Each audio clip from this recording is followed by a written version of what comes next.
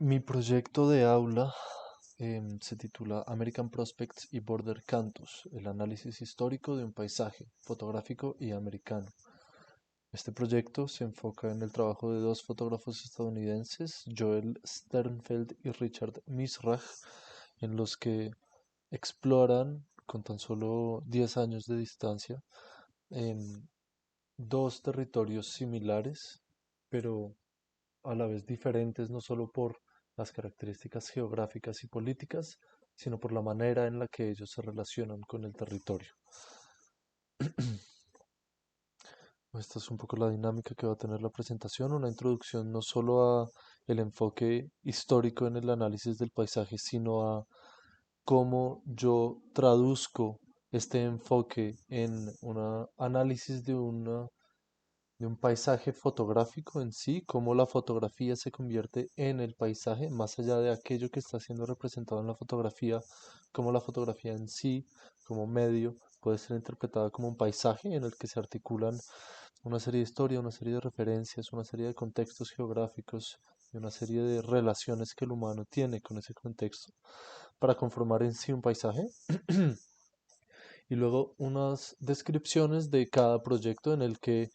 voy a mostrar las imágenes que conforman la serie. Me parece importante, más adelante lo explicaré con más detalle, em, mostrar más allá de una sola fotografía.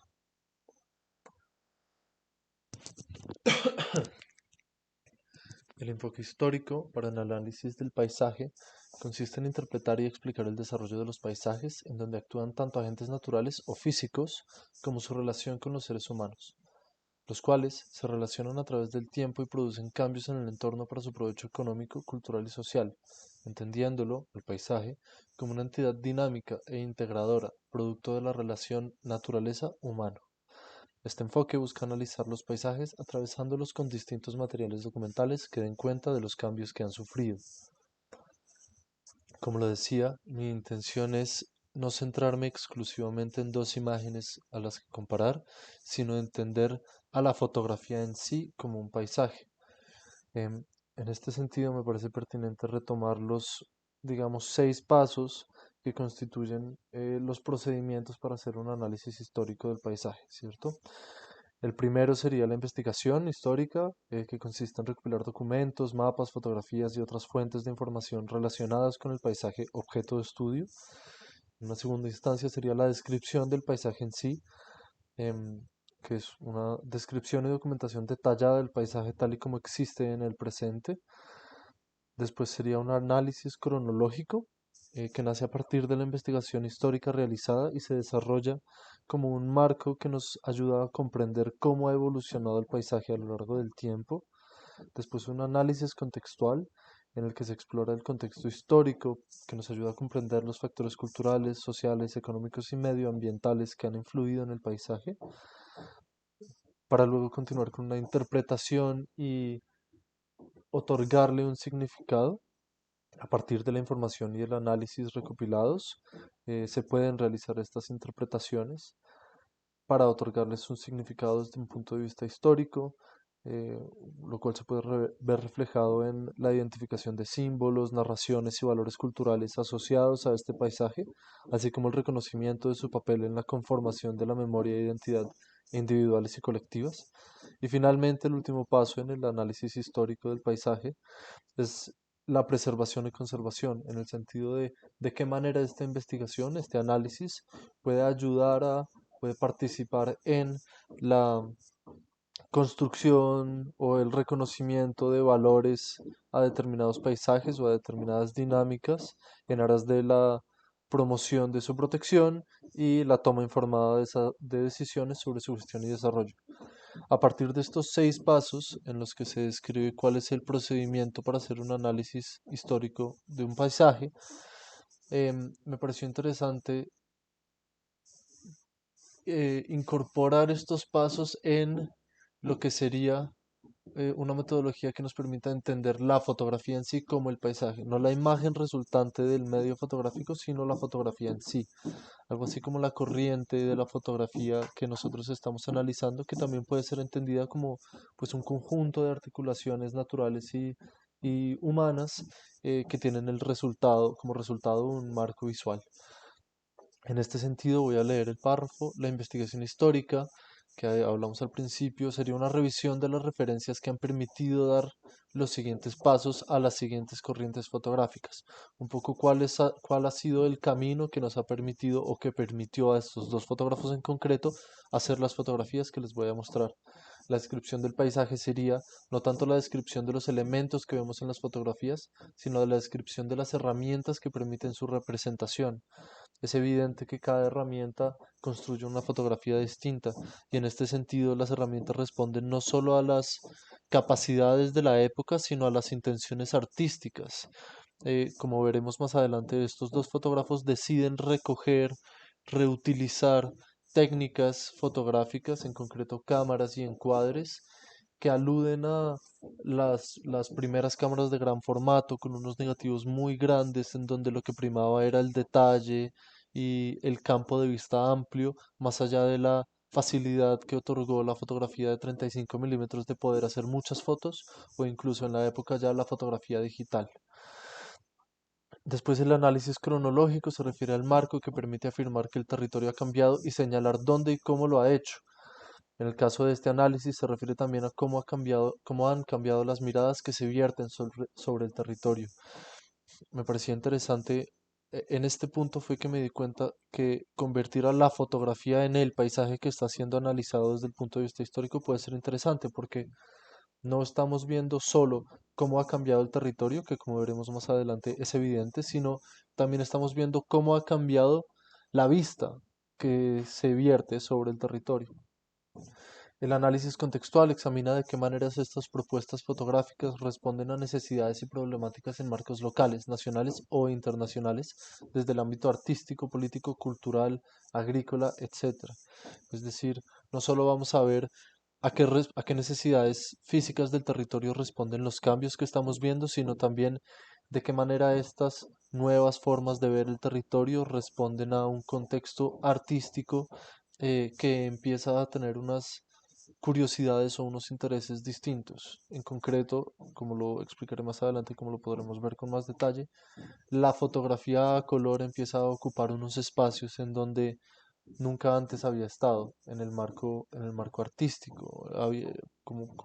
Adelanto un poco la información en el sentido de que la fotografía a color había estado relegada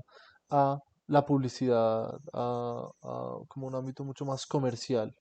Y vamos a ver cómo desde algunas referencias que voy a mostrar y en concreto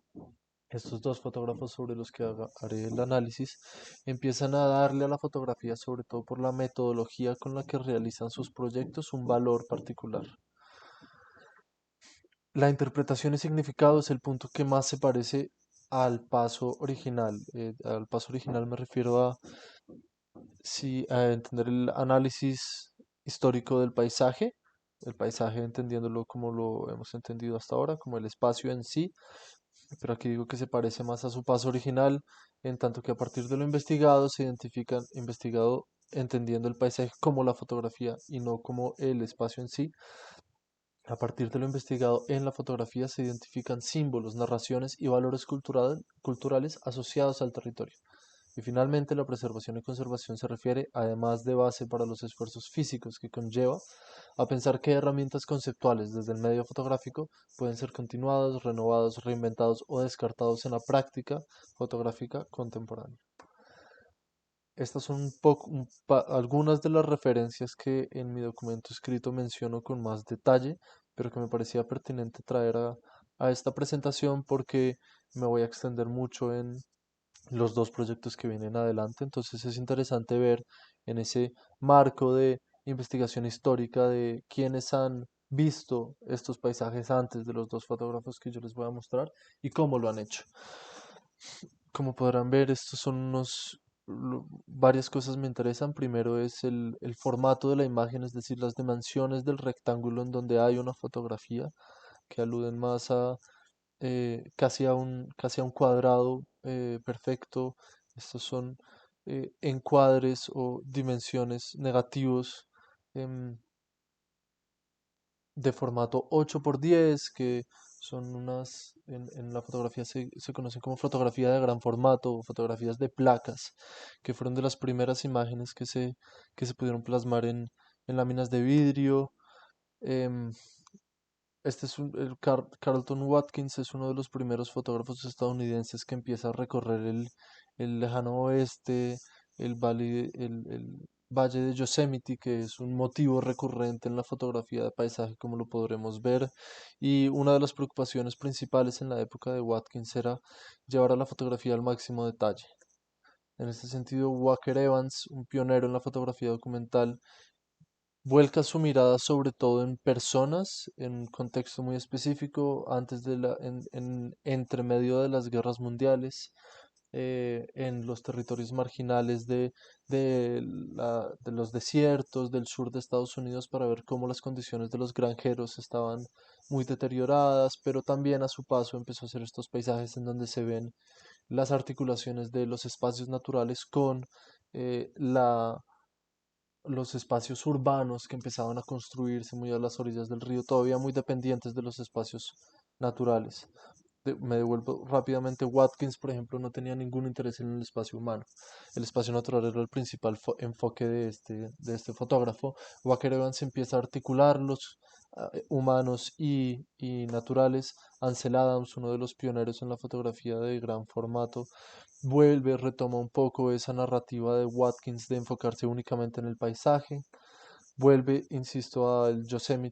Parque Nacional de Yosemite. Luego nos adelantamos a la mitad del siglo XX con Robert Frank, en donde los estados empiezan a tomar un protagonismo muy fuerte. Empezamos a ver no solo estructuras o arquitecturas que ya son más fáciles de reconocer en el contexto de la urbanización globalizada, sino también incluso estas formas medio abstractas, pero que empiezan a ser reconocibles como el coche tapado por una manta. Luego en el 74 ya empieza a tomar la fotografía de color un valor, o más que un valor, empieza a ocupar un espacio mucho más común en el ámbito artístico. Stephen Shore es uno de los máximos exponentes de esta tendencia de introducir el color en la fotografía artística introducirse directamente en los espacios urbanos, todavía en ese tránsito de estar muy habitados, de tener rasgos distintivos como la publicidad, de que estos em, alteraciones del espacio evidentemente humanas toman un protagonismo en sí. Em, También en esta corriente Lewis Baltz empieza a ver cómo esos paisajes cada vez son más invadidos por conjuntos urbanizados, por estructuras humanas uniformes, dentro de como estos espacios por lo demás bastante áridos. Para hacer mi análisis, escogí, como les dije, dos proyectos en concreto. Uno que se llama American Prospects del fotógrafo Joel Sternfeld, en el que él em, ahonda en la manera en la que las imágenes reinterpretan la tradición de la representación del paisaje. Este es un proyecto que fue publicado en 1987 y la primera de las fotografías fue hecha 10 años antes. Em, Insisto, en este momento la fotografía a color aún estaba dando sus primeros pasos en el contexto artístico. Por lo tanto, cuando se da la tarea clásica en el oficio y en la tradición fotográfica de recorrer los desafiantes paisajes de Estados Unidos, las imágenes que estos contenían eran, a cierta extensión, todavía inexploradas. Como dice durante la recepción de la beca Guggenheim a raíz de este proyecto, el fotógrafo explica que esto nace del imaginario de alguien que creció con una visión clásica de las regiones de América y el orden que aparentaban contener, y también de la necesidad de búsqueda de belleza y armonía en la cada vez más uniforme, tecnológica y perturbante América. La búsqueda de esta armonía, por un lado, coincidió con el uso de herramientas fotográficas que aludían a una tradición concreta, iniciada por Watkins a finales del 18 y comienzos del 19, referida a la descripción detallada y precisa de los paisajes, y continuada por Walker Evans al inicio del siglo XX. En lo que respecta a la introducción de cámaras de gran formato en territorios humanos marginales, principalmente en zonas desérticas. Cada vez empezamos a ver más cómo estas zonas desérticas son ocupadas por rasgos humanos, por huellas humanas, por, por evidencias que nos hacen, que aluden al paso del hombre en estos territorios antes vacíos. Aprovechando el color en la fotografía, relegado por defecto a la arquitectura y la pintura, Sternfeld fotografía desde la distancia y desde un punto de vista lo suficientemente alto como para construir una narrativa característica de los tableaux. El tableau es este espacio e imagen en donde figura y fondo son claramente diferenciados.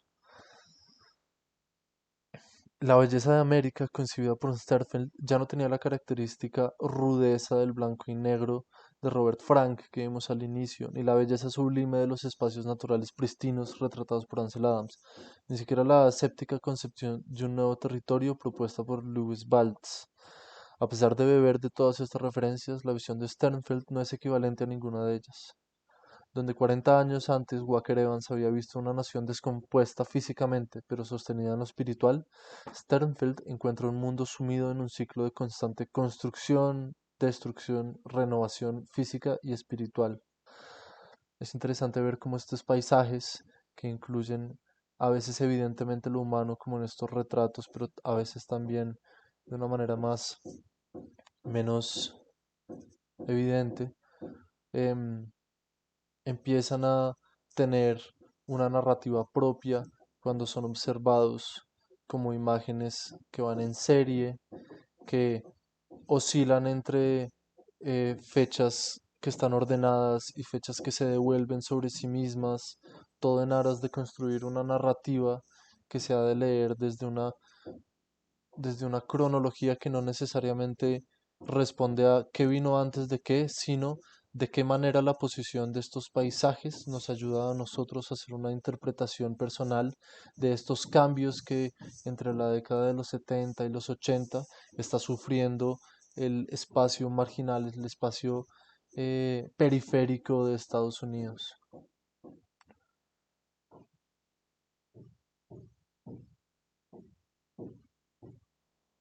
Voy a seguir con el siguiente proyecto, pero ahí queda el link para ver el video completo.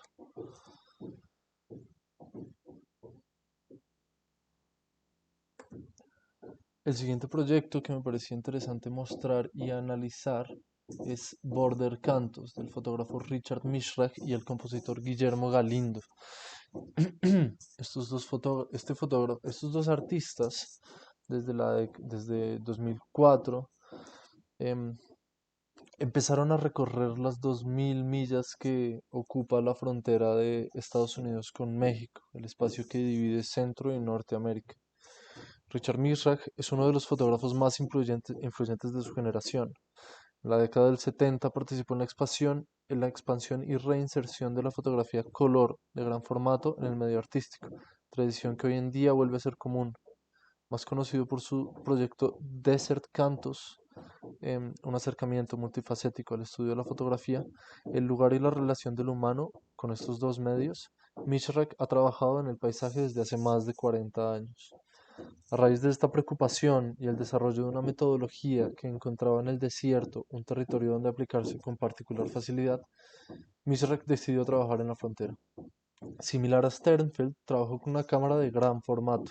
que permitía ampliar el campo de visión, mantener una alta precisión y detalle en las imágenes y relacionarse con el espacio a través de la fotografía analógica de una manera que exigía tiempo, repetición y creatividad. A partir del 2009, Misrach comenzó a explorar de qué manera el mundo digital podía participar en este proyecto y, además de incorporarlo con cámaras digitales, lo hizo abriendo el espacio al compositor mexicano Guillermo Galindo. Juntos han creado piezas que reportan y transforman los artefactos de migración: botellas de agua, ropa, mochilas, cartuchos de escopeta disparados, escaleras, tramos de la frontera en sí misma. Galindo convierte estos objetos en instrumentos que son interpretados, en sus palabras, como Unique Sound Generating Devices, es decir, instrumentos que luego él toca. Misrach estos mismos objetos los convierte en fotografías, más concretamente en una serie que se desarrolla en las mencionadas 2000 millas que dividen centro de Norteamérica. A la hora de fotografiar el imaginario que evoca el muro, Es interesante cómo Misrach insiste sobre la noción indexada en el medio, sobre una noción indexada en el medio, el recorte, el fragmento, el encuadre. Todos estos conceptos que parecen girar sobre la misma idea nos dan a entender un espacio mayor al que se nos presenta en una primera lectura, por defecto visual. El sujeto fotografiado parece escapar del espacio que estamos viendo. Al hacernos consciente de este espacio otro, los problemas que lo rodean se hacen aún más evidentes. ¿Qué se está separando? ¿Qué está separando este muro? ¿Es real esta separación? ¿El muro reduce el tránsito o todo lo contrario? ¿Hace cuánto está esto aquí? La decisión de no fotografiar personas parece responder a un interés por el rastro, por las huellas, por las evidencias de un recorrido incesante, oculto y en constante cambio. Sobre estas fotografías, me parece interesante, más allá de profundizar sobre las políticas que han sucedido para que este artefacto sea construido, me parece muy bonito y muy particular encontrar momentos en los que el artefacto cae, en donde la impotencia, la imponencia del muro se ve rodeada, como todo esto que representa en el muro como un paisaje con unas implicaciones políticas fuertísimas, de unas penitencias en caso de ser transgredido, empieza a ser fácilmente delimitado, rodeado, como reducido incluso en esta fotografía en concreto a una línea. A lo largo del camino, Misrach decide también, pues no decide, se encuentra con estos objetos que, como las huellas en sí en el camino, tanto de los hombres como de los camiones, aluden a el paso de los humanos. Maniquís en descomposición que indican el camino, o papeles en donde se practica tiro al blanco, o como lo mencionábamos antes, cartuchos de escopeta vacía, em, nos dan a entender que este es un paisaje en donde la interacción humana es lo que construye el territorio en sí. En ese sentido, esta es una de las interpretaciones, uno de los artefactos que había mencionado antes que Guillermo Galindo construye, recogiendo elementos que se encuentran a lo largo del recorrido. Él realiza unas performances en donde evoca sonidos que pueden referirse a ese paso, a esas interacciones que tienen humanos entre medio, y en general como ese momento de división del territorio que a veces es natural, pero que a veces es política. Con esta imagen concluyo mi presentación, en la que, insisto, mi intención era entender el paisaje como la fotografía en sí, hacer un análisis histórico de estos dos proyectos, en donde, a pesar de ser muy similares en el contexto geográfico en el que suceden, e incluso en la manera en la que se observan estos territorios, hay elementos claramente diferenciales, como la decisión, insisto, de no incluir personas o incluirlas en este último término, la decisión de incluir a otros artistas con otros medios para complementar esa relación, o para enfatizar esos efectos que se pueden causar de la interacción entre humano y entorno natural. Y a través de estos dos proyectos poder hacer, como dije al principio, un análisis de la fotografía en sí como paisaje.